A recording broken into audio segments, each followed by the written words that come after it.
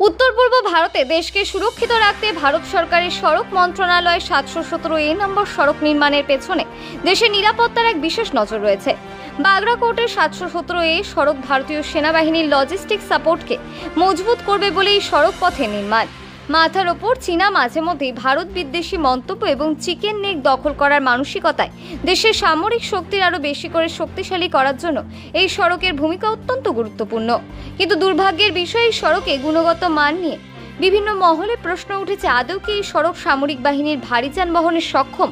बर्तमाने এই रास्ता धरे लुपपुल पार करलेই জায়গায় জায়গায় দেখা যাচ্ছে ধস নেমে বেহাল অবস্থা রাস্তার।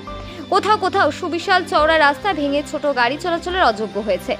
এই পথে বেড়াতে আসা পর্যটক থেকে শুরু করে গাড়ির চালকদের দাবি জীবনের ঝুঁকি নিয়ে এই রাস্তায় পারাপার নিত্যদিনের।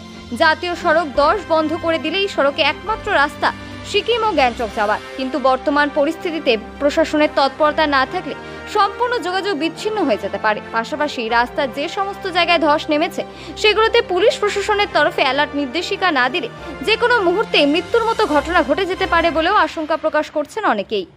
কি নাম আপনার? আমার নাম তরিকুল হক। বললাম এই যে রাস্তা দেখছেন পুরোটাই ঝাঁ চকচকে, তারপর মাঝে মাঝে যেভাবে ল্যান্ডস্লাইড হয়েছে এটা কতটা বিপজ্জনক? এটা রাস্তাটা একটু ভালো, মানে একটু রিস্ক আছে, মানে এখানে যদি গাড়ি ঘোড়া নিয়ে আসতে একটু স্টার ভাবে আসতে হবে। ভয়ঙ্কর বলতে কিছু নাই, মানে একটু মজবুত হইলে ভালো হয়। মানে যেভাবে আপনার সামনে যেভাবে দেখা যাচ্ছে যে মানে এতটা ধসে একদম পুরো রাস্তা অর্ধেক রাস্তা চলে গেছে নিচে। হ্যাঁ, এই একটা ইউ টার্ন, এখানে ব্রিজ রয়েছে, যারা এই রাস্তা ধরে যাচ্ছে বিকল্প রাস্তা এটাকে প্রশস্ত করা হয়েছে।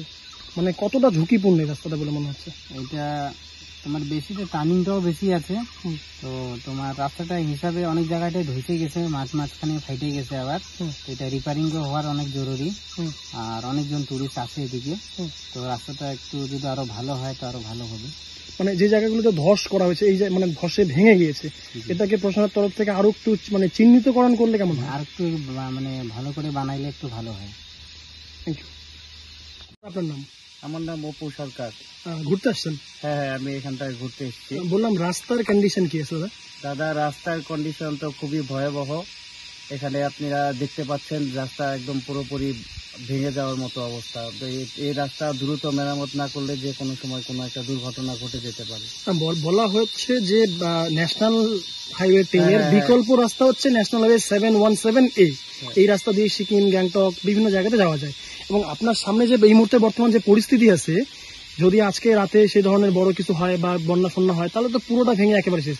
এই যোগাযোগ বিচ্ছিন্ন হয়ে গেলে কতটা সমস্যা হবে? হ্যাঁ, এই রাস্তাটার যোগাযোগ বিচ্ছিন্ন হয়ে গেলে তো সম্পূর্ণ মানুষের মানে যাতায়াতটাই বিকল্প রাস্তাটা একদমই অফ হয়ে যাবে। হ্যাঁ, মানে এটা এমন একটা মিডিল পয়েন্ট যে যারা আসবে তত বুঝতে পারবেন যে জায়গাটা এখানে ভেঙে আছে। হ্যাঁ, তো অতি সত্বর প্রশাসনের দৃষ্টি আকর্ষণ করা উচিত এই রাস্তাটা ঠিক করার জন্য।